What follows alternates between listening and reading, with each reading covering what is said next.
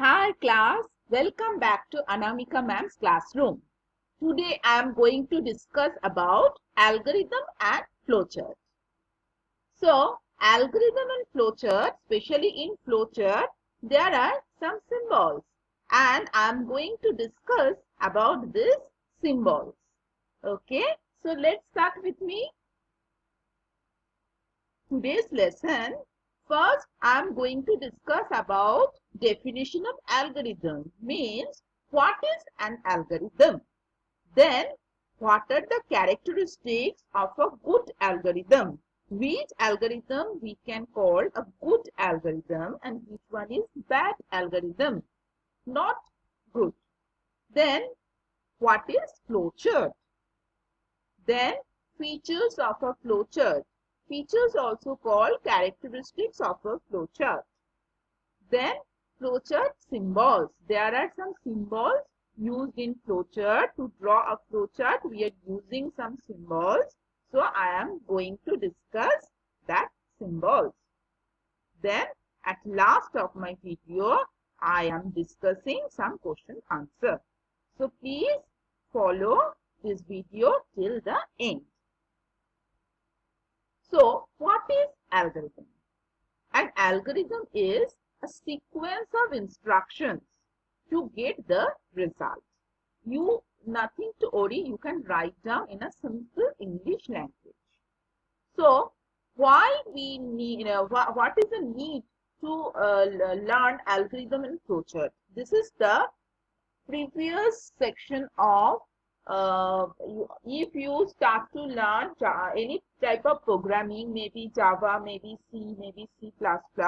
So this is your documentation part.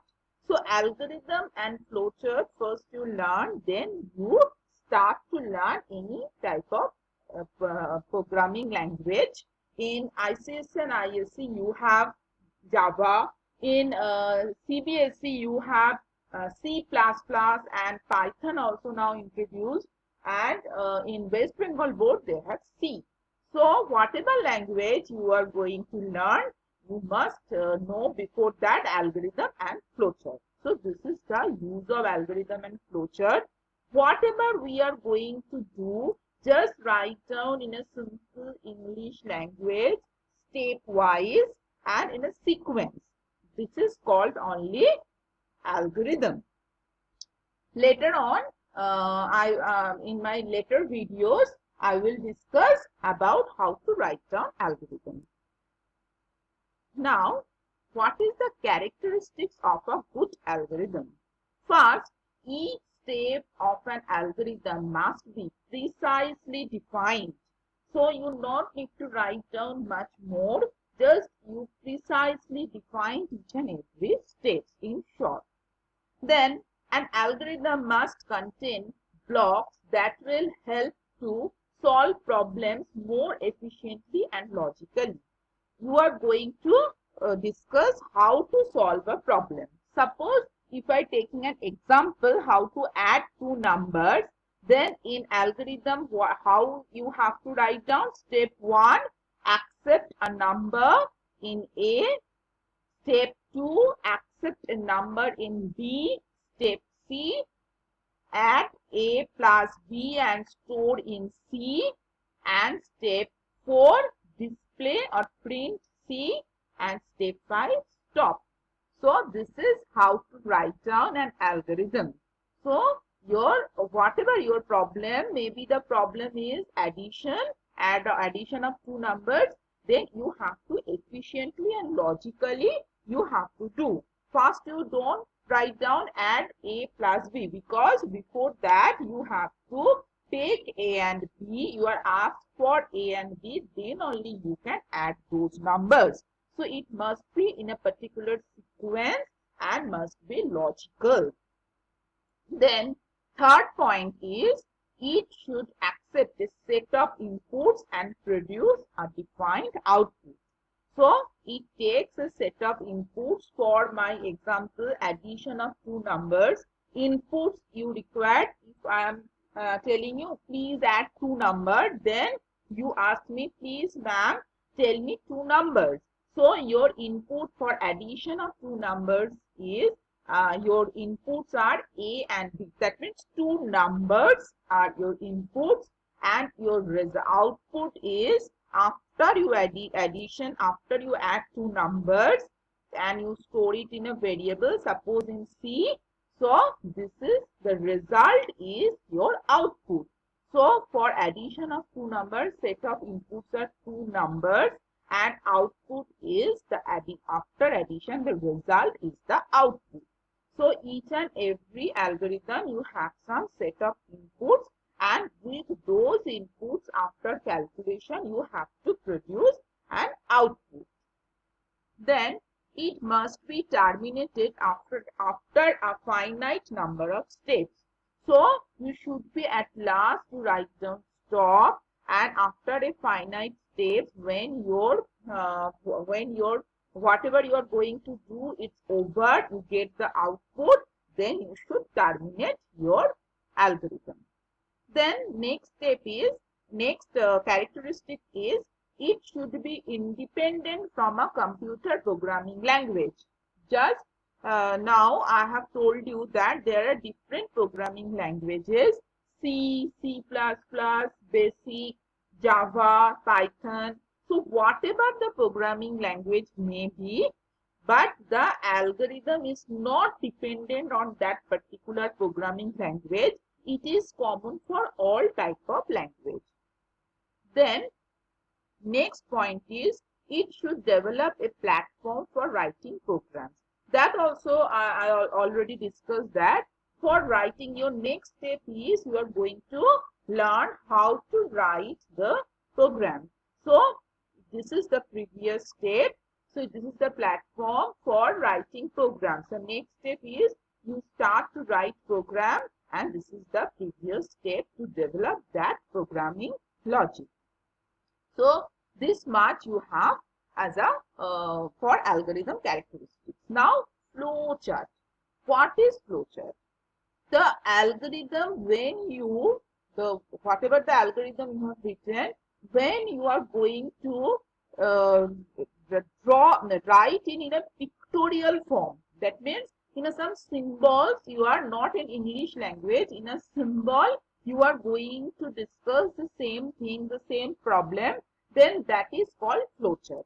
So when you write down in simple English language, step by step in a sequence, this is called algorithm. And when the same things you write down using some pictorial representation, that means using some symbols, then this is called flowchart. So now comes to definition. A flowchart is a pictorial representation of an algorithm. So algorithm and flowchart almost same. So same means it is going to solve a particular problem. It is used to solve particular problem, but algorithm you have to write down in step-by-step English language, and flowchart you have to write down in a pictorial form, or rather than not write, draw in a pictorial form of an algorithm. It uses boxes of different shapes to represent different types of instructions. It has some shapes or boxes, hardly 4 to 5 types of boxes or 4 types of boxes it used, and each and every box has some different meaning, which I am going to discuss in this video, the later section. So then what are the features of a flowchart? And one question may come that differentiate between an algorithm and flowchart. So features also called characteristics. It is an easy method of communication. It is more easier than algorithm also, because any pictorial form is easier than written form. Then it is independent of a programming language, same as algorithm. Whatever the programming language you are going to learn, maybe Java, maybe C, maybe C++, maybe Basic, whatever the programming language you are going to learn, it is independent of that programming language. It is same for all programming language. Then third point is it is the key to correct programming. So if you know how to write down flowchart correctly, you are also, when you start to learn programming, then also you are correct, you are able to write down correct programming. So you have to learn flowchart very seriously, then you are good in programming also. It helps to plan and design a new system. So a new system, when you're going to design, it helps you to plan and design. Then next point is, it clearly indicates the tasks to be performed at each level. At each level, you clearly indicate what task you are going to perform. Then I'm going to discuss the symbols. First symbol is a oval shape. You can see this is the symbol oval shape.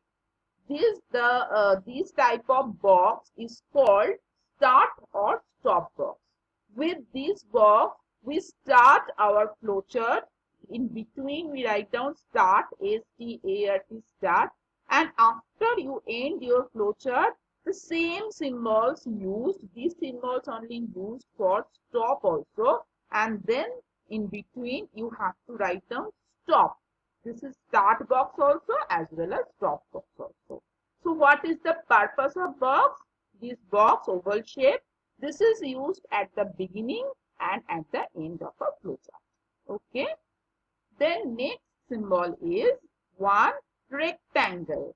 One rectangle, these two sides are equal and the other two sides are equal. This is not square, this is a rectangle.